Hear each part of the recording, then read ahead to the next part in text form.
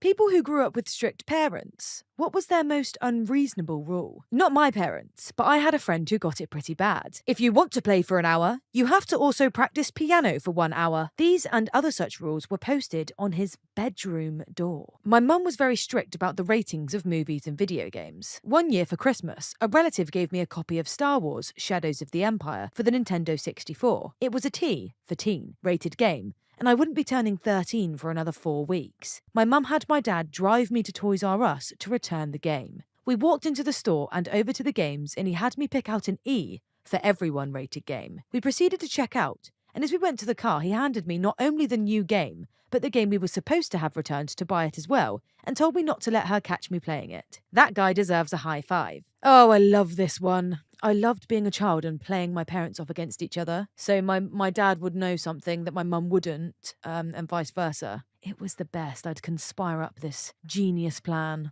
and no one would ever know. It was amusing, entertaining, and downright evil.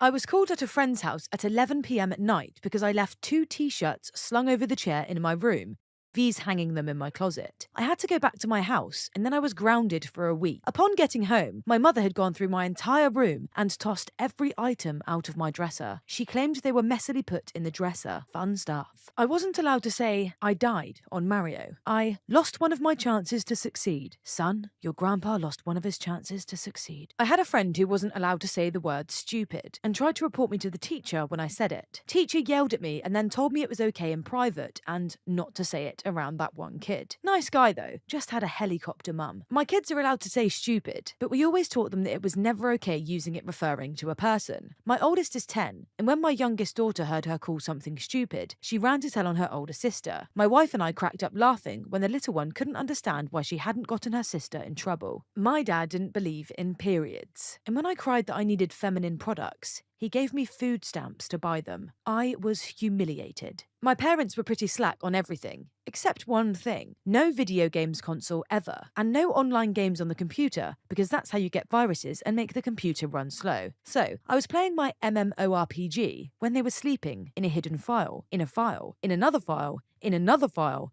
and I was changing the appearance of every file icon. And this is how you reverse your child's sleep schedule. My mum's curfew was 7 p.m. and her brother's was 12 a.m. Her brother was about 2 years younger than her, and my granddaddy's logic was that girls get themselves into more trouble than boys. My poor mother only ever attended church functions for fun until she graduated from high school. My stepmom decided that I was using too much shampoo. She would get a little medicine cup before my shower and pour the designated amount into it. It wasn't ever enough because I had hair down to my butt. I also wasn't allowed to use conditioner. Screw her. I also wasn't allowed to use conditioner. I got a paper route when I was 12 years old. The very first thing I bought with my earnings was a giant bottle of conditioner. I wasn't allowed to cross any streets until middle school. Thus, my best friends were the ones who lived on the same block as me. When I was in 5th grade, I wrote some stuff in my diary about masturbating. And like a month later, my mum went through all my stuff. She would randomly go in my room, tear it apart. I'd always get in trouble for something, and then I'd have to clean up the mess and be grounded for whatever amount she felt like that day.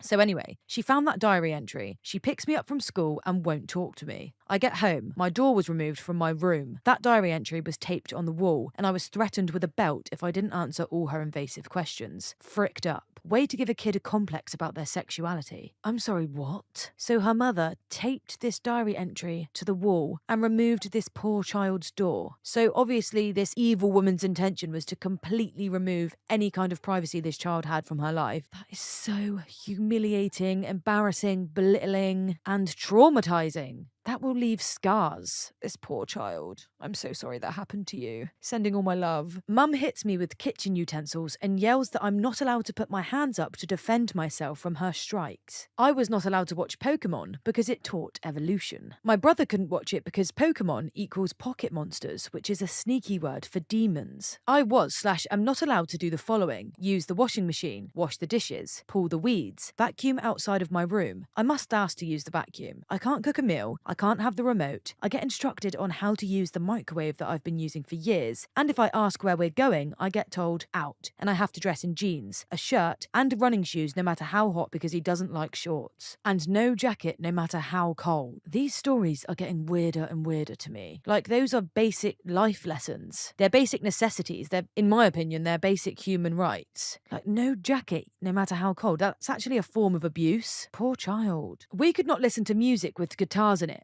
I'll never forget the day my brother was listening to Sabbath, Bloody Sabbath, and my father took the radio and threw it through the window. Spent my childhood listening to Richard Marx and Michael Bolton. Thanks, Dad. Currently on holiday in Japan. Have to message every hour to update them on what I'm doing. Create a script that sends the same 5 messages in a random order every hour. Okay, I wouldn't really say this one is strict as such. This is just coming from a place of care, because my parents are the same. If I was going away on holiday, they would ask me to keep them updated. Maybe not every hour, but they'd want me to keep them updated. And I wouldn't deem that as strange or strict. That's quite normal behaviour, I'd say. We couldn't go sledding during the winter or any other season. Obviously because my mum was a neat freak and didn't want snow slogged into the garage. So no snow playing of any kind. Really, never built a snowman. Did go sledding when I was an adult. It's pretty great. All of our clothes in our closet had to be arranged by colour, descending in order by shade. So for example, midnight blue at one end of the blue section and Tar Heel blue at the other. There was a system in place for colours too.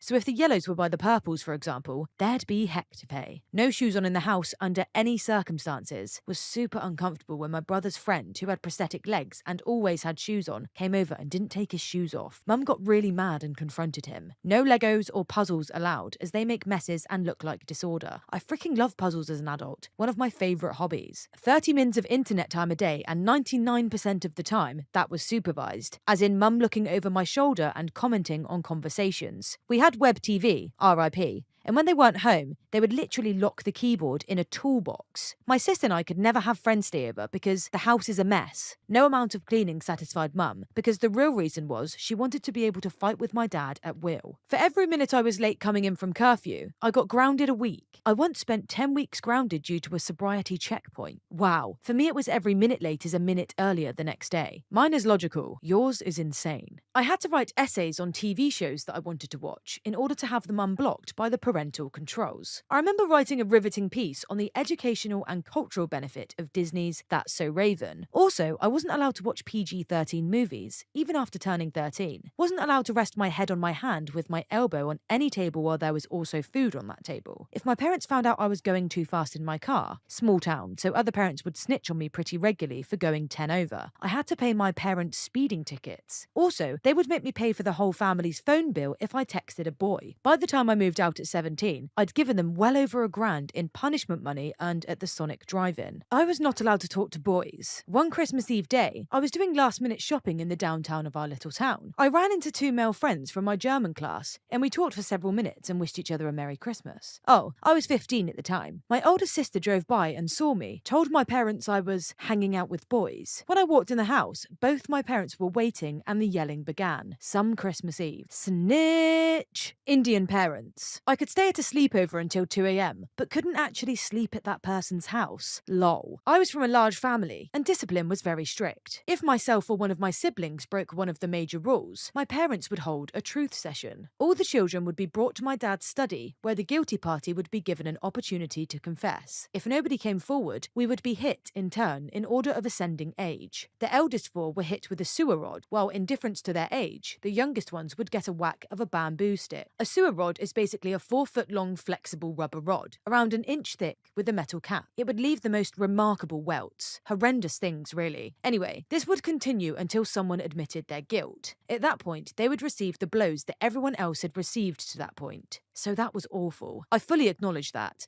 I'm under no illusions. However, that wasn't the actual unreasonableness. No, the unreasonable part was that the person who caused the truth session didn't always receive the accrued punishment owed for having their siblings beaten. Sometimes they could just be let go, making their siblings hate them for causing pain to them. There'd be no explanation. The study door would be opened and we'd all be told to leave. That meant you could be rewarded for holding out and avoiding the punishment you'd definitely get if you admitted it at the beginning. My parents now tell fun stories about how when I was a child and I'd done something wrong, I'd always begin with, "Let me tell you my story." Haha, they chortle at my childish phrasing, while I recall the terror that such an approach was meant to stave off. Have a friend who isn't allowed to go out if he's already had too much fun this weekend. That's the only reason. They think he'll become corrupted if he has too much fun and that he won't know how to work. He's in college. No sneezing or yawning between 12:30 p.m. and 4:30 p.m. If true, then we can safely assume your parents were mental. I agree. If this is true, your parents are clinically insane. How can you control a bodily function like that?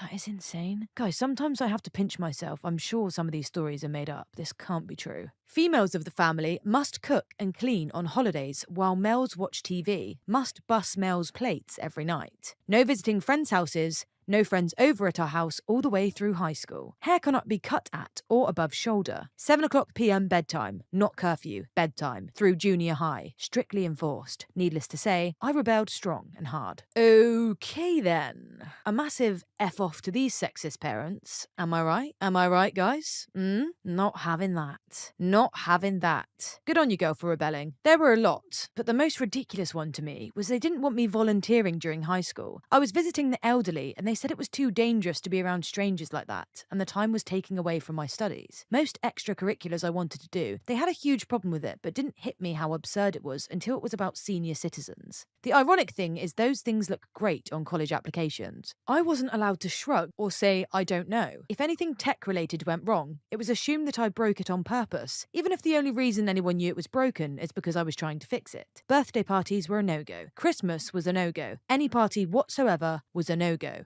Alright, Scrooge, what parents don't let you celebrate Christmas? Or your birthday party? Easter? Get out of there, kid. Get out of there. My father was very, very strict. I wasn't allowed to have alone time with my mother. He beat the crap out of me constantly. But the oddest thing that still bugs me to this day is that he would burn all my things as punishment. And I get it. Seeing my toys and valuables burning sucked, and I probably learned some lessons. But he not only burned toys, he would burn everything. Every year or so for school, we would go to Maya and buy me new school clothes and shoes. He would also burn those, like sometimes days after he bought them. At 8 years old, I remember thinking, you now have to buy me more clothes. But that wasn't the point, I suppose. He once took me to the Palace of Auburn Hills in Detroit to see the Globetrotters one year, and during the night, he bought me a Globetrotters basketball and jersey. We had a fun night. The very next day, I'd left something on the floor in my room, and his punishment, among other things, was to burn the basketball and jersey he bought for like $150, less than 24 hours earlier. It just never made sense to me. My friends would joke about it all throughout middle and high school. Seriously, one of the psychopathic answers on here. Sorry you had to live with that. This blew my mind. I was not allowed to wear makeup or shave until 16. My mum was controlling about food. Everything was kept track of. I had to be in marching band in order to get my permit. I had a job, but even if I worked second shift, which I did, and came home at 11, I would have to clear the plates from the table for the dinner that they ate. If I asked to hang out with a friend in the presence of said friend, the answer was automatically no. I was only allowed to do things if the friend or their parent was paying for it. The straw that broke the camel's back and ultimately made me move out at 16 was that I had to live like a boarder. Showers cost $5. A load of laundry was $1 for washer, $1 for dryer. Telephone time cost 25 cents per minute. No trends or passing fads. Pokemon, banned. Barbies, banned. Beanie Babies, banned. PlayStation/Game Boys, banned. Anything particularly fashionable or popular,